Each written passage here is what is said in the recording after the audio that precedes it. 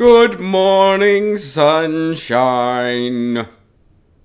Oh, I didn't think that one through. I probably just got a copyright violation strike. Damn it. I did not think that one through. Good morning, everybody. Good to see everyone. Let me get over to the chat, see if anyone's popped in yet. We're technically a few minutes early. What's up, G. Gibson? Good to see ya. Thanks for being here. Guess it's just me and you. Did you have a good evening? What's up, Daniel? How are you? Good to see ya. I hope everyone's doing well. We'll talk about it a little more on Music Monday, by the way, but I had a really fun time at the AJJ/Kimya Dawson show last night. Matthew, good morning. Karen, you got your shirt? That's awesome. I'm so glad to hear it. What's up, Chris? What's up, Kyle? Lucy says meow. I don't know where she is, but she's floating around here somewhere. I'm great, Daniel. Kate, love your t-shirt. Where can I get one? Go to romplicone.com and go to store. That's where you can get one. romplicone.com and go to store. And just so you know, this month only, if you order a t-shirt, you get free buttons with it. Yeah, free buttons if you order a t-shirt this month. What's up, Nick? G. Gibson, I was wondering if you could have a guest on explaining UBI. I would love to. Do you have any recommendations? Are there any really good UBI people? And send them my way. Chris, that's cool. Glad you're watching the show at your college cafe. And I'd love to come play your college, Chris. So drop me an email at romplicone.com if you want to make that happen. I'm booking some college dates now, actually. Good morning, Ron. Much love from the old lady in Juneau, Alaska. Stay warm. I got to get up to Alaska. I've never been. Oh, the one I'm wearing. No, I thought you meant my t-shirt. Sorry. Very interested in this whistleblower situation. Tweet me an article, please. I don't know what exactly you're referring to. There are many a whistleblower situations, are there not? Good morning, everybody. We are over 30 by my watch here, by the thing I'm looking at here. So we're probably even higher than that because I get the numbers slower than you guys do. So, good morning.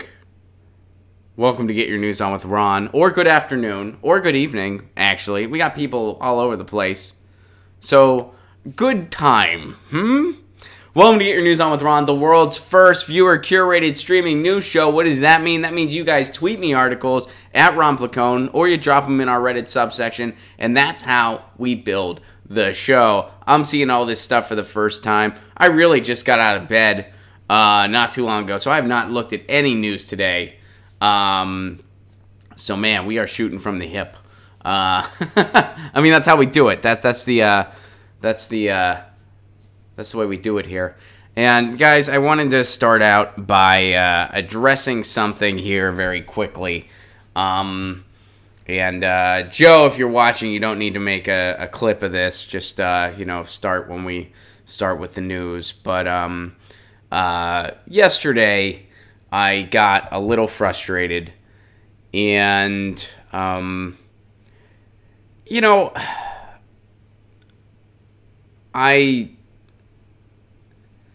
there's nothing wrong with being stern, but you can be stern and constructive. And yesterday I was not stern and constructive. And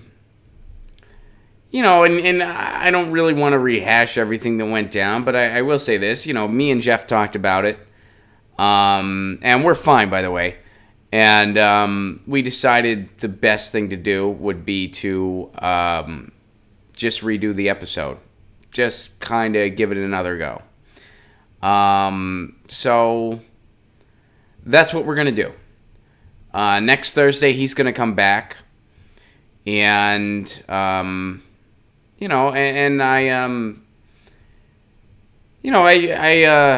looking forward to it. And again, it wasn't, I wasn't totally out of line getting a little frustrated, but again, you can be frustrated and constructive, and I wasn't. And that was where I screwed up, and I was wrong. And, I saw a lot of the comments, and I felt bad. And, some of you guys are saying I'm human, and yeah, of course I am. But I was wrong. And Jeff is a very intelligent man. And he's a very just good dude. He's like just a genuinely kind, sweet dude. That's why a lot of us felt bad. A lot of the feedback I got, a lot of it was people just saying, man, this made me sad. I like Ron and I like Jeff, and it made me sad that they got frustrated, And like if Jeff was a dick, none of us would have cared. You know what I mean? Like if Jeff was not a good dude, we all would have been like, what the hell's with that guy? And that would have been the end of it. But he's a genuinely good dude, and I was never mad at him. I was just a little frustrated at the way it was going, and, I didn't handle it as well as I should have. I had every right in the world to intervene. He started off like he was kind of giving a seminar, and I was totally within my bounds to be like, dude, you're not giving a seminar. This is a little different. This is how we do things. You gotta jump to the meat. And I get it. You're an academic. I've been in academia before. I know how that world works. You gotta just kind of switch gears here. Totally am I right to do something like that. I didn't go about it a constructive way. Now, I will say this before we move on. For the first time in my life, going on this topic, something's happened to me that's never happened to me before in my life. Somebody called me a bully. I've never been called a bully ever in my life. And I know I look the part. Guys, I get it. When you think bullies, usually you think 5'4" gingers with glasses. That's usually what comes to your mind first. The only time a ginger was ever a bully? In A Christmas Story. And the only reason it worked out for that dude is because he was a foot taller than everybody else. So anyway, I know I look the part, but look, and I think that's a bit much. I think a lot of the comments were encouraging and constructive. A lot of you guys were, straight up about it. I think calling me a bully, little much. I mean, Ron Placone, he's a bully. How is he a bully? He got frustrated on an interview once. Oh, did he, curse the guy out or something? No, they worked through it, and by the end, they were laughing about it, and it actually ended fine. Oh, okay. Did he, email the guy later and be like, hey, you're a jerk, or something like that? No. He sent an apology. He apologized on Twitter multiple times. He apologized on the show the next day and sent the guy an apology, and they decided all's okay, and they're just going to redo the episode. Okay, sounds like you don't know what a bully is. That sounds like a human, not a bully. But anyway, I was wrong. I think it, I think some people made it out to be a little more than it was. But I am sorry about that. Jeff and I are fine, and we just mutually decided that we're just going to redo it. And next Thursday, we're gonna try again because I want to learn. I want to learn about MMT. I really do. I feel like I learned a lot yesterday, even despite a little bit of a roadblock. And we did work through it, and it became constructive. So it wasn't like it was a total. We just decided, Jeff felt a little badly about it. I did too, and we're just gonna redo it, and it's gonna be great. Some heat in an interview can liven things up. Dwayne says, you're absolutely right, Dwayne. And I certainly never want to shy away from heat, but again, there could have been constructive heat, and that's what was warranted there. Because, Jeff was not a guy running for office or anything like that. If he was, it would have been a little different. If he was, it would have been like, look, dude, you can't, you're not forming cohesive thoughts as to what you stand for. I feel like this is a little bit, I feel like you're kind of bullshitting. It'd be different if he was running for office, but he wasn't. He's a guy who has a cause. And, when a guy who has a cause is on, again, I will challenge him to kind of be, a little more blunt and to the point and get the meat, so to speak. But I'm going to do so constructively. That's somebody just made me laugh. Let's face it, non-compliant guests are sucked up into the vent behind the white backdrop. Brent, you figured it out. You figured it out.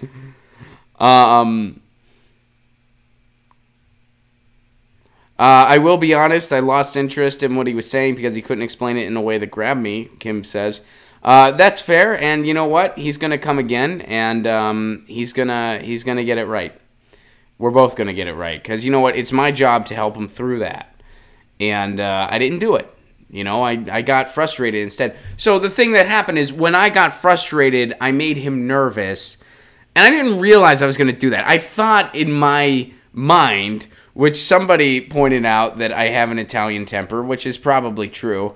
I feel like that's a big cop-out, but but I'll take it.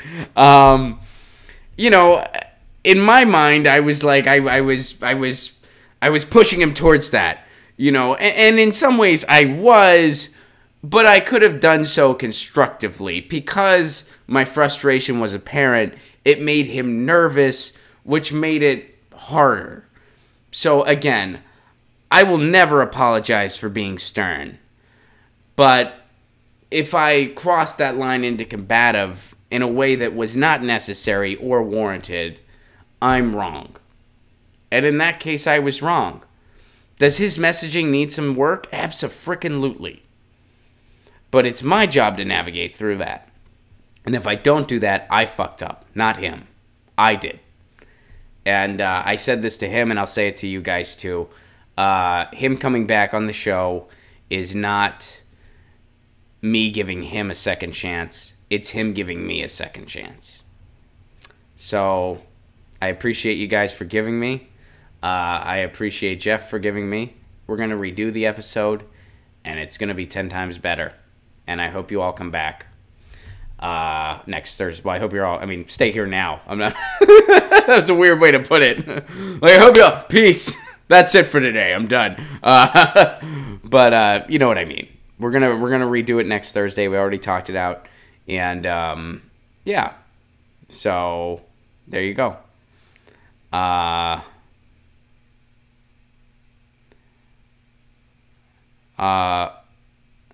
Edwin, Ron, you're an awesome dude. Thank you. That's very kind of you to say. We all live and learn. Absolutely. Mike S., he should have started with explaining that the government can print money. Yeah, yeah.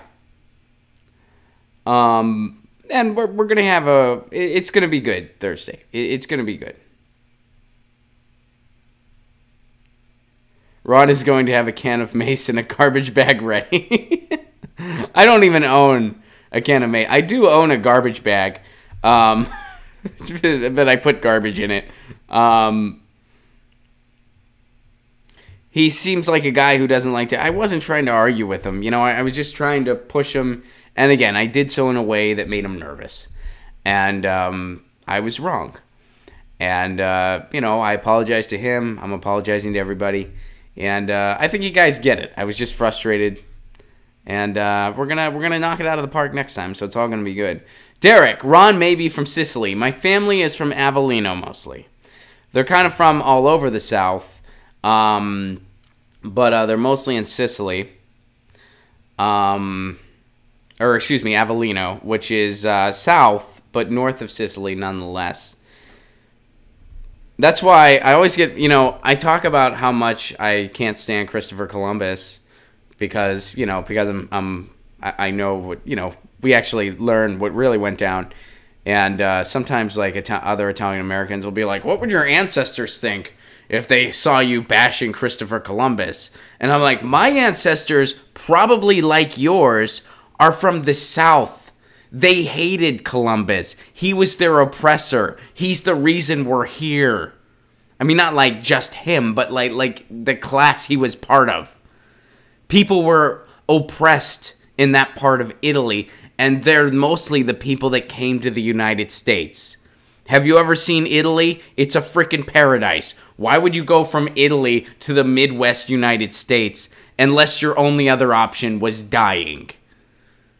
So they would, I mean, like, people, if my ancestors could come back to the future and see today, right? Like, could come back to today, rather, which would be the future for them, and saw that we had a day celebrating Christopher Columbus. That would be like if we traveled into the future and found out they had a Donald Trump Day to celebrate America, or a George W. Bush Day. Like, you're welcome. Wasn't he your hero? Like, no, we freaking hated that guy.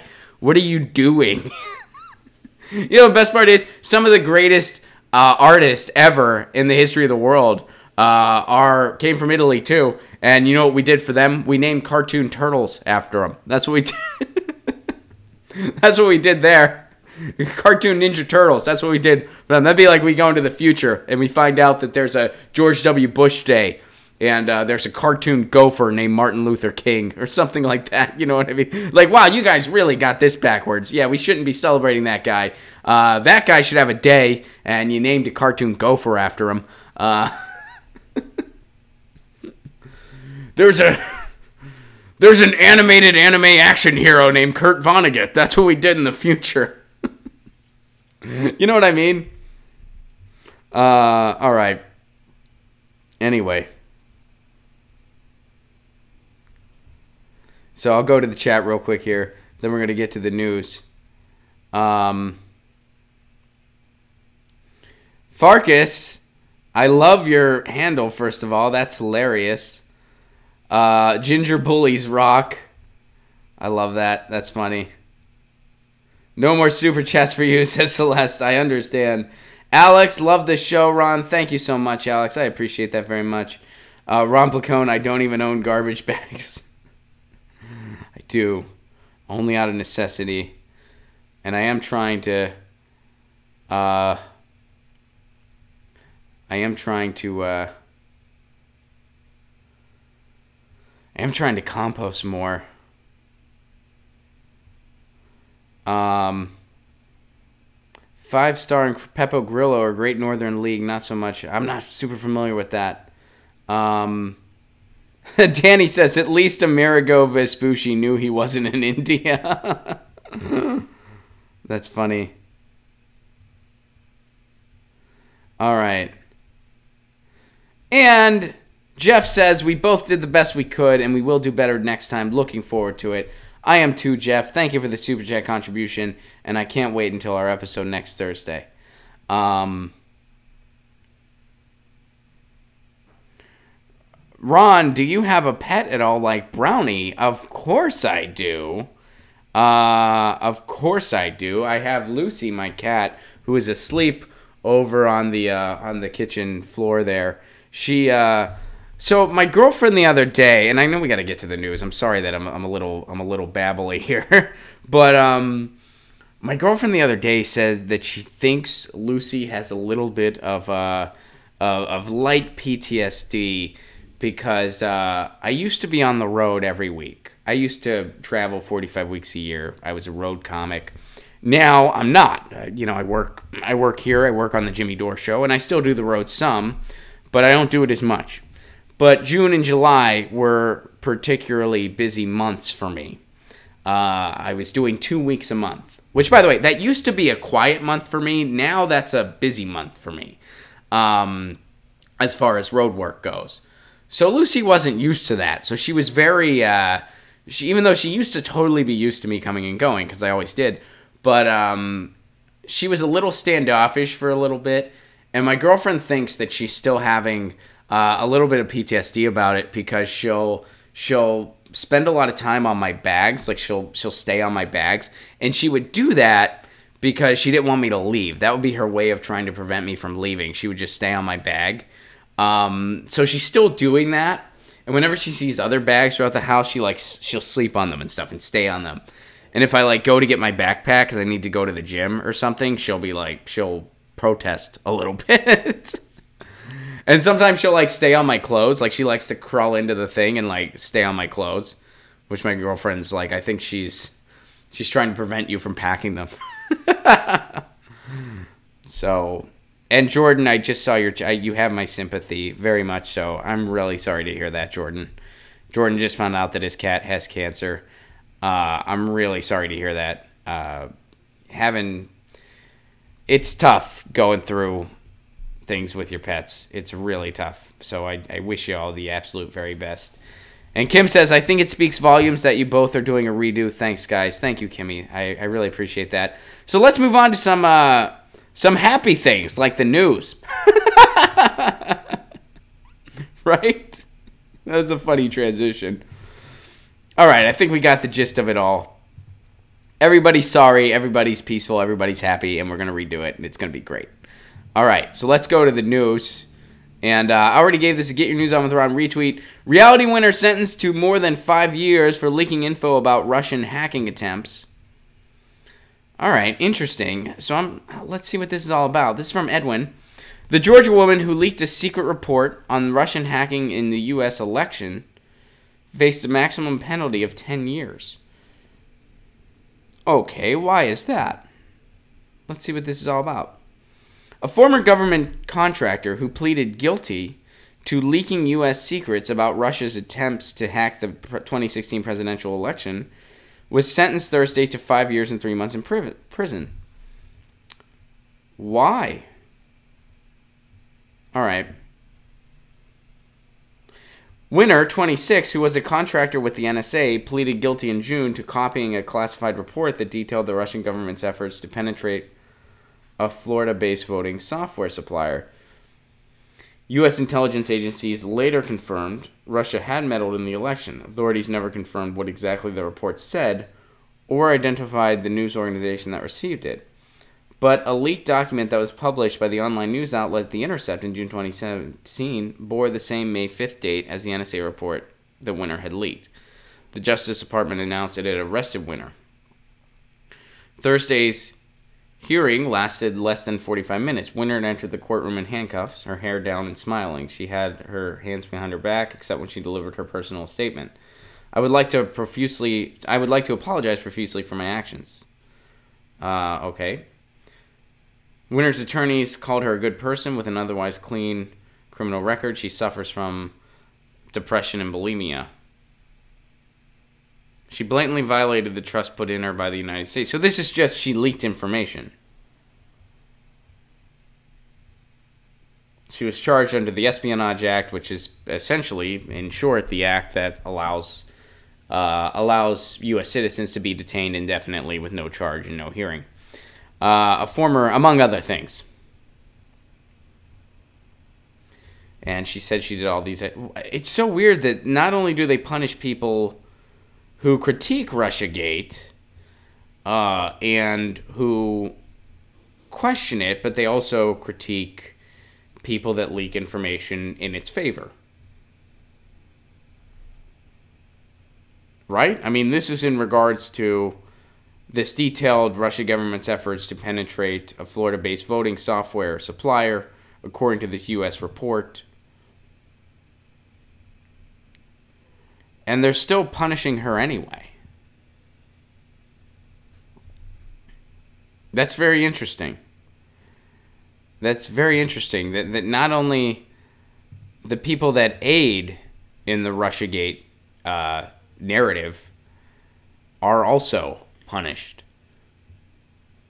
in the U.S. Court of Law.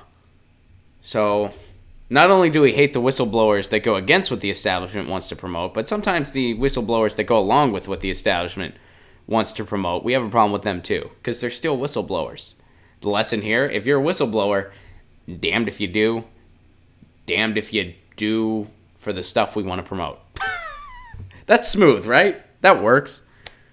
Am I missing something? I don't know if I'm missing something. I might be. I'm going to go to the chat, and you guys tell me if I'm missing something. Am I missing something? Let me see what you guys are saying.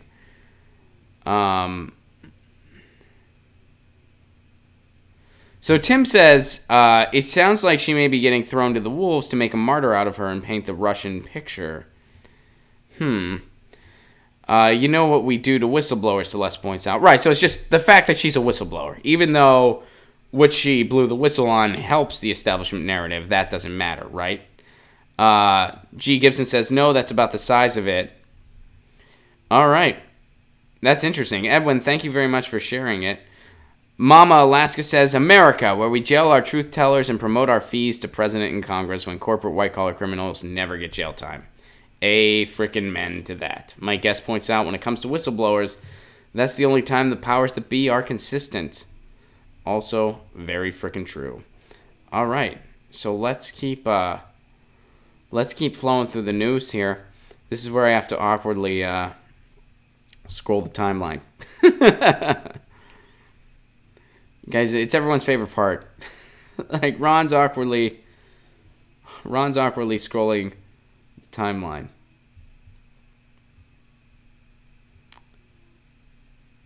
All right, Daniel sent a couple things. We'll go to this one.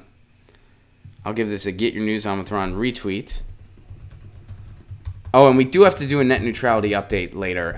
If anyone wants to tweet me a net neutrality article, especially with what's going on in California, please do. Otherwise, we will have to go to the Googles. But I do have to follow up on that before the end of the show.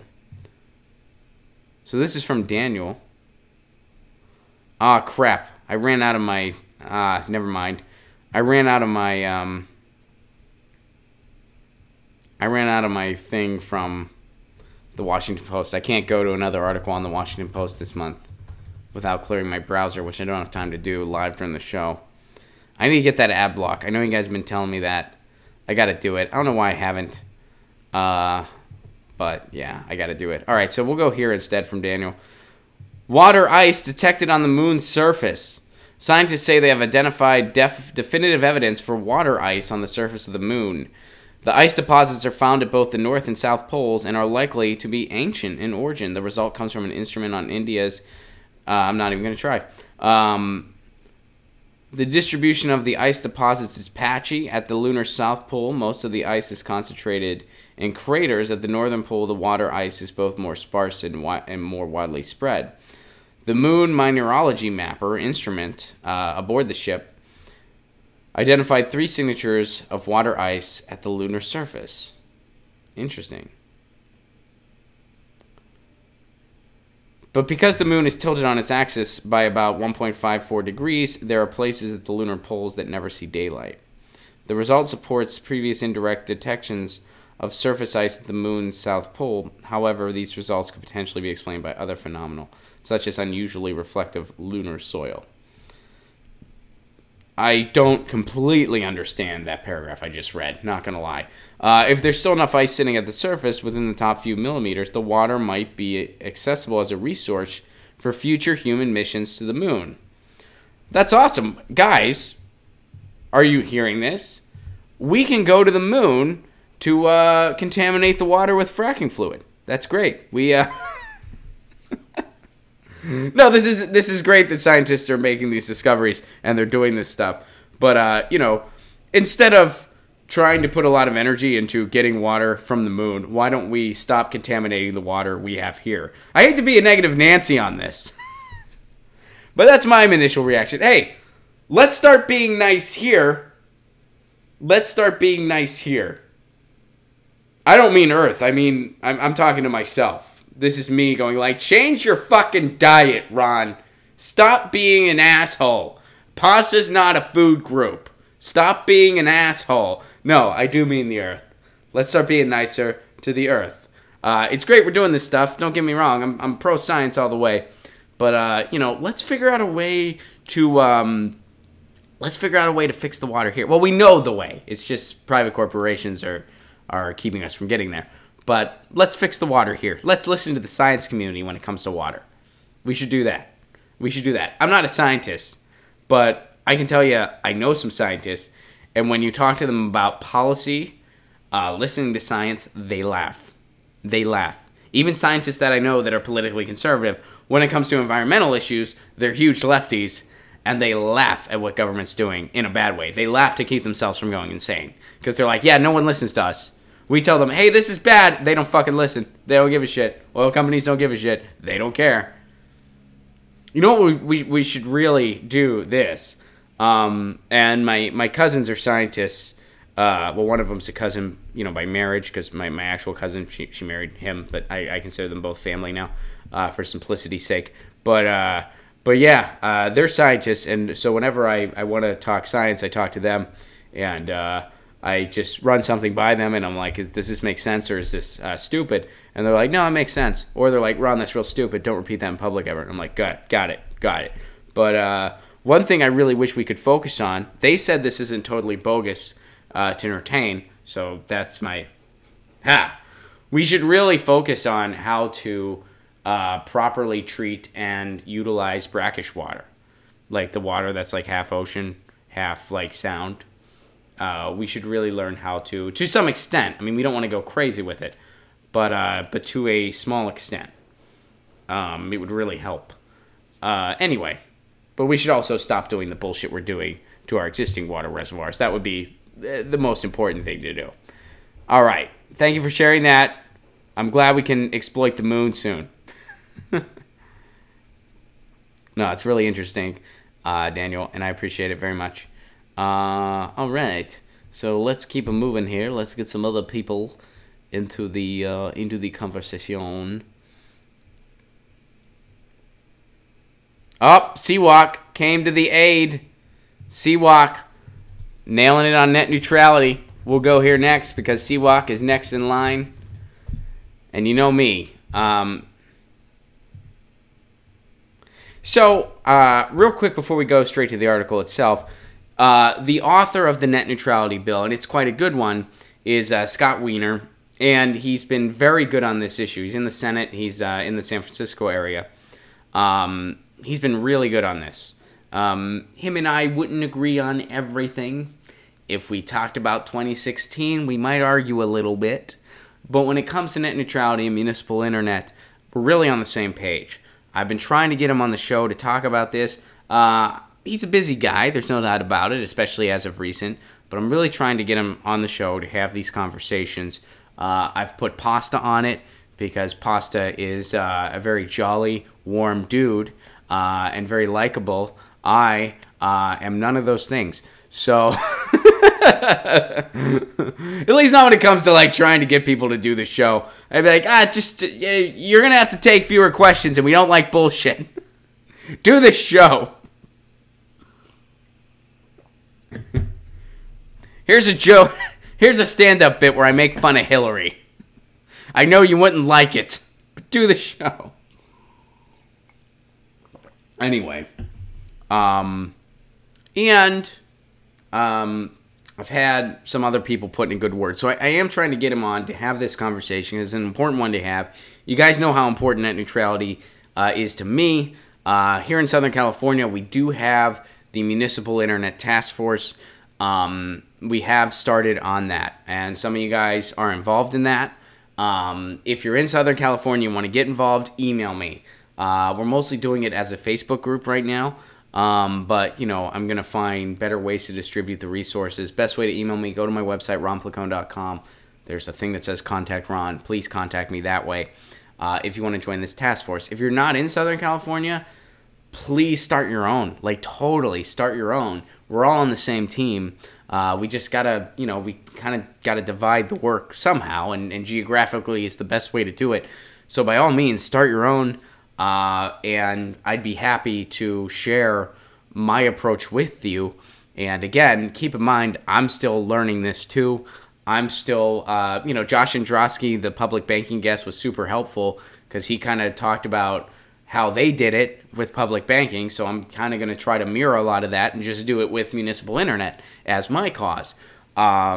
So, anyway, yeah. Enough call to action. Let's get to the article itself. California net neutrality measure advances. Hell yeah. As firefighters complain of throttling. Not freaking cool. But yes, I did hear about this. Okay. An effort by California lawmakers to impose net neutrality in lieu of the federal government passed a key vote Wednesday, 2 days after firefighters blame a lack of internet protections for hurting their attempts to extinguish the state's largest wildfire. This week, fire officials from Santa Clarita revealed a legal filing that Verizon restricted their data usage while they responded to the Mendocino complex fires. This is why we need municipal cellular and municipal internet. This is why the ISPs need to go bye-bye. One of the many reasons. It's affecting our safety. And you know what I would really love to see? I would really love to see Santa Clarita County sue the shit out of Verizon and take them for every fucking penny they can. I would love to see them sue Verizon to the point where Verizon goes out of business, actually. And you know, full disclaimer, I got to participate in the world like everybody else. Verizon is my cell phone. They give the best service in my area. What can I say? They just do. But man, I'd love it. You know, a competitor would come in. Hopefully it'd be a better one. And if we had municipal internet, municipal cellular, we wouldn't need to worry about that ever again. This incident came up during the debate on the state bill. All right. This throttling had a significant impact on our ability to provide emergency services, Bowden testimony reads. Verizon imposed these limitations despite being informed that throttling was actively impeding the county fire's ability to provide crisis response.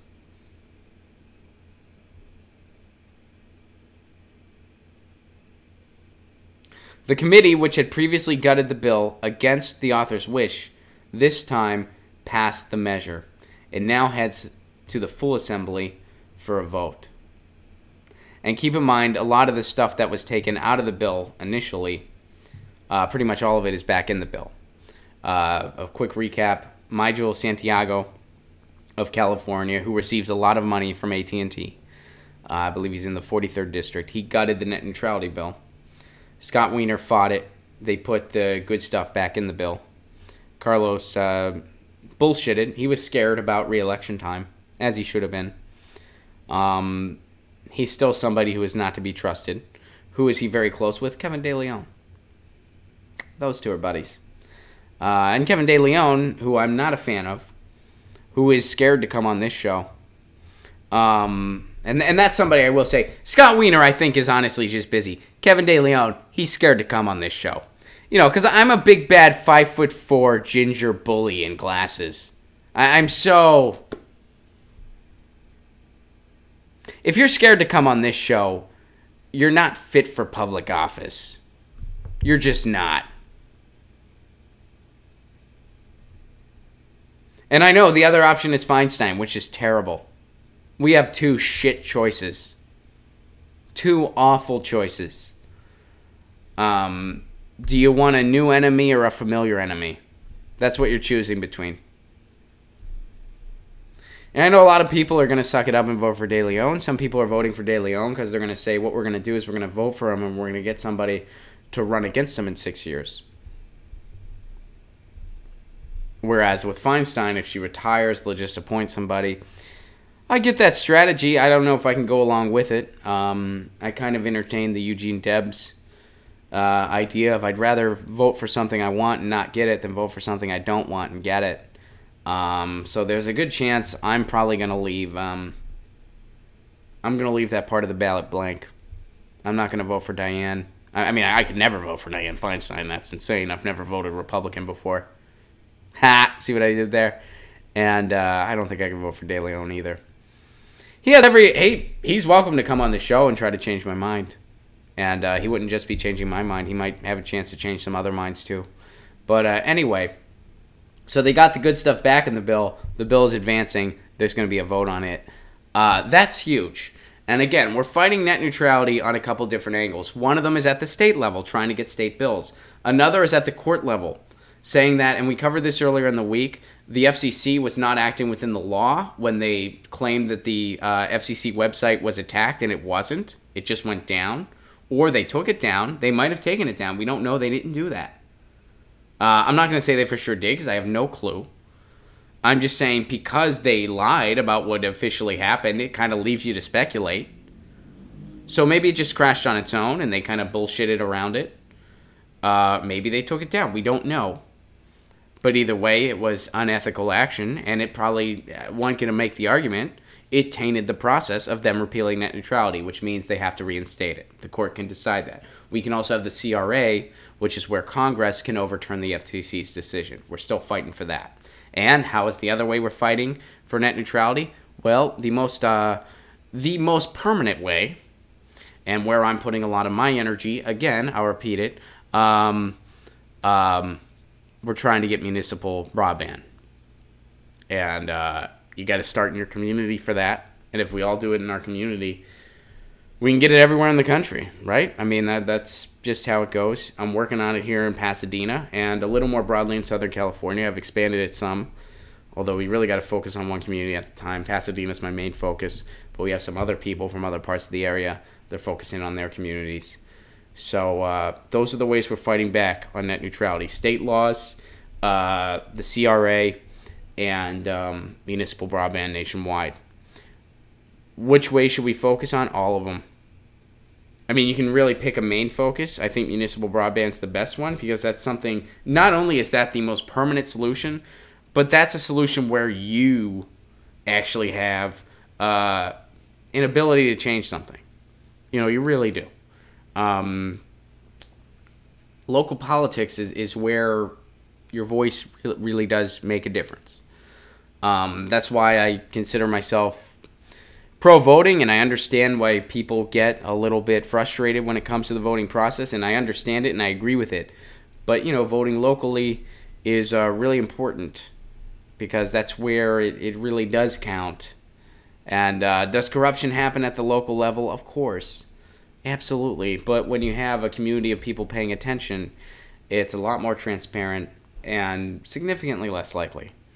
So anyway, I don't want to get on a soapbox, but, you know, again, since we're covering net neutrality right now, this is good. It's going to the Assembly for a vote. I believe that vote will take place at the end of the month, unless it was just getting past this initial phase, and then the vote's going to happen. But, let me see if the article says when exactly. Yeah, it doesn't give a timeline on the vote itself, but it looks like it passed the committee. It passed the committee with the bill intact. So that's good. It passed the committee. It's going on for a vote. All right. Thank you, CWAC, for the net neutrality. You know, it's an important issue near and dear to my heart. We're going to keep on going.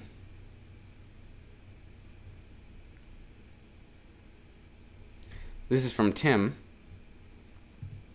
And looking at the headline here, this might be good news. I can't tell yet via the headline if it's, you know what I mean, because I can't see the entire headline. But here it is. This is a more Los Angeles-centric news here. LA approves $1.9 million settlement to family of homeless man killed by LAPD. All right, so this is bittersweet news. Why is it bittersweet news? Because it's awesome that they got this settlement, but there was still a man killed by LAPD. I don't know if I needed to explain that. I feel like, yeah, we get it, Ron. We get it. We get it. You're happy for the family, but the guy was still killed. The Los Angeles City Council on Tuesday approved a $1.95 million settlement for the family of a homeless man who was fatally shot by police in a botched arrest on Skid Row. A botched arrest. Okay. This is from NPR. What does NPR stand for? Nice, polite Republicans. So let me redo this first paragraph for them. The Los Angeles City Council on Tuesday approved a $1.95 million settlement for the family of a homeless man who was executed by police for no reason on Skid Row. Who was executed by bullies on Skid Row. In 2015, 3 Los Angeles Police Department officers shot Charlie Landau Cunning 5 times. He was unarmed and mentally ill. And there were 3 of them and 1 of him. I'm sure they felt threatened for their lives. One unarmed homeless guy who was unarmed and mentally ill. And it was probably apparent he was mentally ill. That's why it's in here. It is the first case in which the LAPD officer's body cameras captured the fatal shooting of a suspect. His family sued the city in federal court. In May, a jury found 2 of the 3 officers liable for the fatal shooting. The city attorney recommended a settlement amount following the civil trial. In this case, it was really critical we achieved a jury verdict. He said in most, all right, the LAPD tend to settle. They refused because they thought the jury would agree the officers had done nothing wrong. But that's not what happened. The jury found that the officers had used excessive force. Oh, you think? And that they had violated his constitutional rights. They sent a powerful message that we expect police officers to safely exhaust all avenues short of using deadly force. Oh, that's wow. So the police force thought that the jury was certainly not going to expect them to do their job. Surely you don't expect us to do our job. On the day of the incident, officers were responding to a call about the robbery. When they approached Kunang for questioning outside his tent on the sidewalk, the situation quickly escalated and was turned deadly. Probably because he was mentally ill, was intimidated and scared. If I was willing to take a bet, I have a feeling the police were a little less than diplomatic with him. Police, I've never seen law enforcement treat homeless people like human beings. I've never seen it. Can I say that it's never happened? No, because I don't know that. But I've certainly never seen it. I live in Los Angeles. We have a huge homeless population in every neighborhood. By the way, if you think that it's just in Skid Row, you really got to come visit. It's everywhere. There are homeless tent populations in my community in Pasadena. I see it on my way to the gym.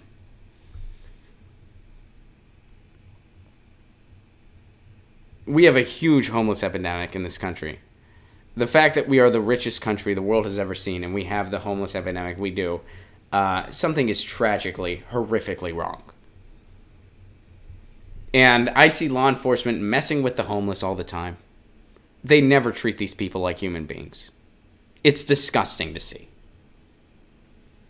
And again, don't say, well, Ron, there's good apples too. No. You know what? I was at a Kimya Dawson show last night. I went and saw HHA and Kimya Dawson. It was a phenomenal show. We'll talk about it more on Music Monday. Kimya has a song about Black Lives Matter. It's a beautiful song. And she says, look, this isn't about, and I'm paraphrasing the lyrics because she puts it very poetically, and this is something I've said, not in a poetic way. It's not about the entire crop's infected. This isn't about good apples or bad apples. This is about there's a disease at the root. The crop's infected.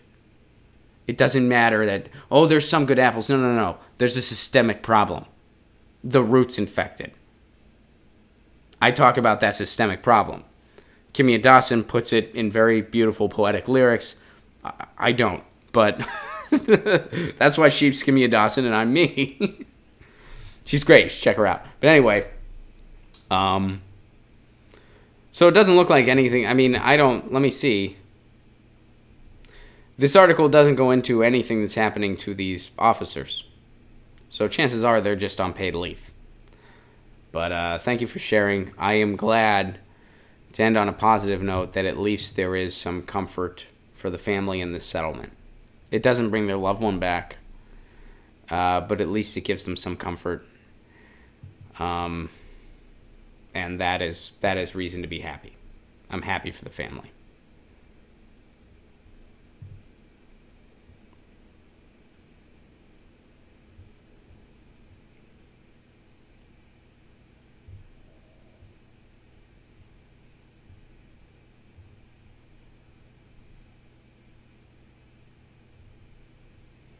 All right, we got time for one more quick one.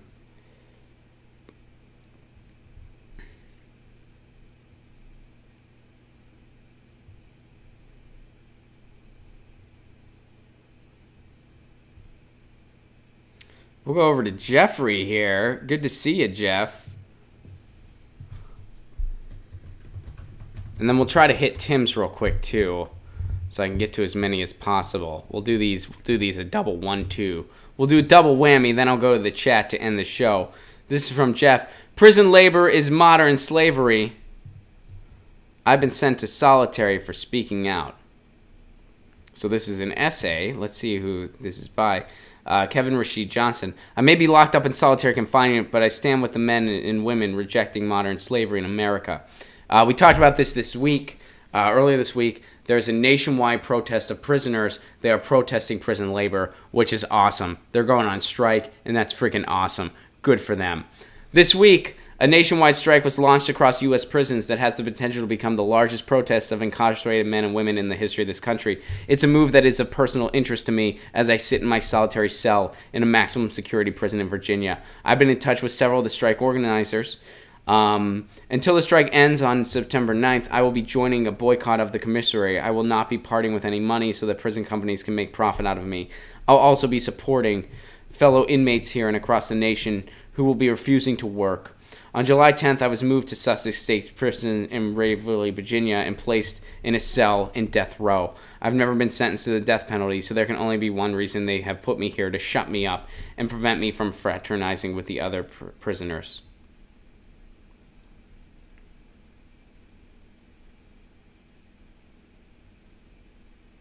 So this guy's been protesting. I've always refused to engage in this modern slavery myself. I've witnessed plenty of examples of it. The most extreme were in Texas and Florida, where prisoners are forced to work in the fields for free. Under the 13th Amendment, slavery was not abolished.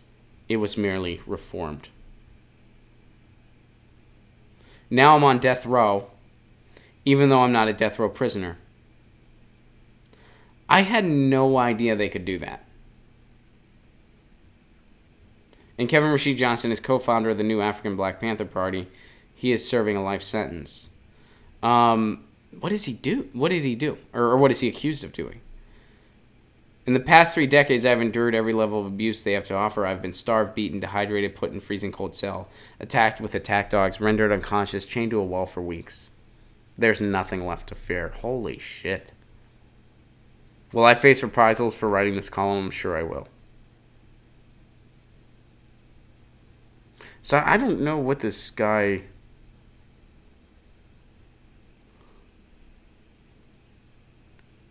Former guards were found to be members of the Ku Klux Klan.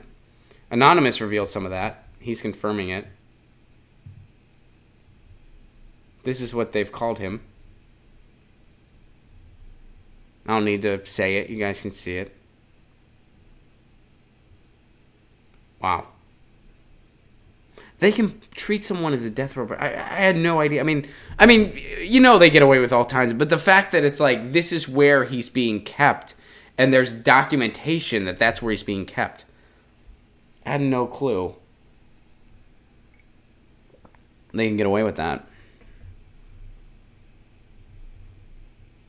Wow. That's heavy. Thanks for sharing that, Jeffrey.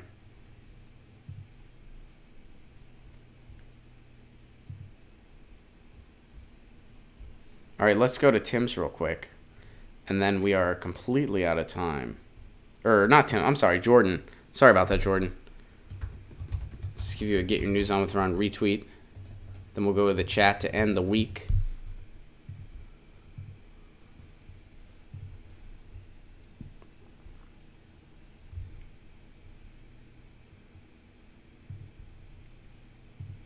When making the NBA isn't a cure-all, mental health and black athletes. Okay. Oh, sorry, this is getting a little jumpy on me. This is from ESPN. I think this is the first ESPN article anyone's ever sent. They learn from an early age to keep their heads bowed and their voices low. Around the Erie Avenue house where Marcus and Markeith Morris grew up in North Philadelphia, eye contact with the wrong person could be misconstrued as a sign of disrespect or worse, a challenge. Then, next thing you know, the guns are coming out. I've seen guys get shot just for sitting in the wrong front step. The Morris brothers were exceptional athletes, providing them with an occasional escape from an environment Marcus says felt like a tinderbox. When the twins were in high school, their house burned down. The family cat was trapped inside. Jeez. We were just trying to survive every day. You see shootings, pistol whippings, one wrong decision, one wrong word, it escalates. You got respect in our neighborhood by killing someone. The brothers were so close that they finished each other's sentence, so they had each other. Okay. And they both made it all the way to the NBA. I don't really follow the NBA, so I don't know about either of these guys, but perhaps then it's not surprising that both Morris brothers revealed to ESPN in unison they have been living with depression. They agreed to be interviewed, but when it came time to share their story, only Marcus felt comfortable enough to be quoted. It comes from demons of a fractured childhood that began with the 2 strikes against them, poor and black. We grew up where there were no white people. None. You just didn't see that in our neighborhood. I didn't trust any white people. I didn't know any white people. Honestly, I didn't feel like I could trust anybody.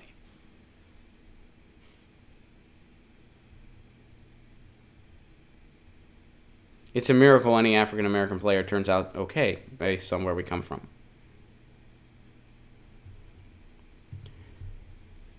Well, I think it's great that they're now using their platform to speak out. I know it's a cliche, but it's really true. I think when athletes use their platform to spread a positive message, it's great. I think what Colin Kaepernick's doing is great. I think what I'm not familiar with all the stuff LeBron's doing, but I've heard nothing negative about it. So I'm not totally, I know he's doing some cool stuff.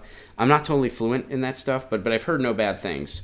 So unless there's something I'm not aware of, he's also doing some really cool stuff. If I'm wrong on that and it's not cool stuff, I'm not aware. I've heard only good things. But again, I'm not super cognizant on NBA stuff because I refer to it as NBA stuff. But yeah, and it's great that these guys are doing this, and I hope that they do some positive things in some communities, and I think that's great. What's not great is when athletes use their platform to oppress gay people or women. That's not great. That's not great. And there's a difference.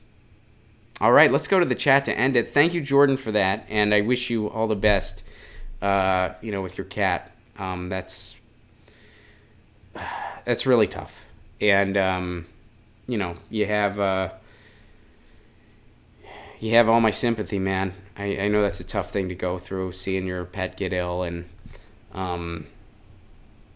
that's the toughest thing about having a pet is just the knowledge that presumably one day you'll have to say goodbye to them. And, really blows. And there's no easy way around it. So wishing you all the best, my man. Wishing you all the best. And Jeffrey, thank you. I appreciate the participation. Full disclaimer: we'll use this transition to give a shout out to one of our sponsors, Jeffrey over at ZT, ZT.com, ZHIT.com. Their tea kind of rules. So thank you very much for that, Jeffrey. And let's see what you guys are saying in the chat here.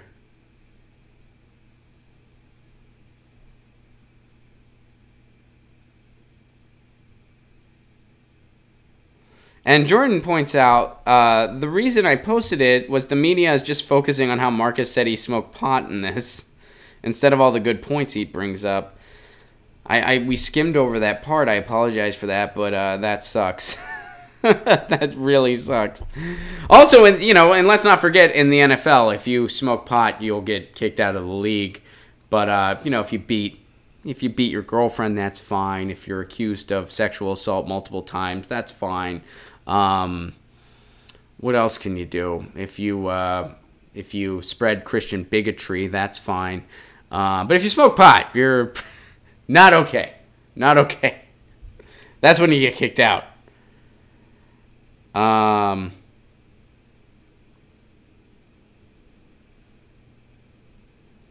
Another good chat. Thank you all. Thank you, Celeste. Very much appreciated.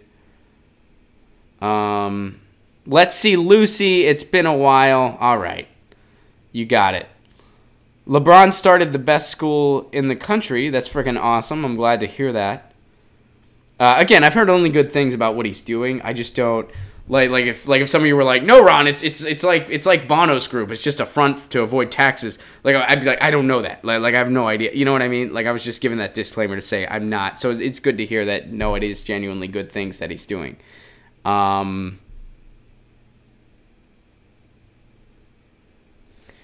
Spider says, if we can profit from people being in prison, what other misery can we find a way to profit from? I know you're asking that question rhetorically, but the, healthcare, you name it. All of them is the answer. That's what we do. Cool. So I will show you guys Lucy to end here. She's sleeping, but, Lucy, your presence is requested. I know it might violate your contract. Oh, I know. Yeah, it was your sleepy time. It was your sleepy time. You're requested.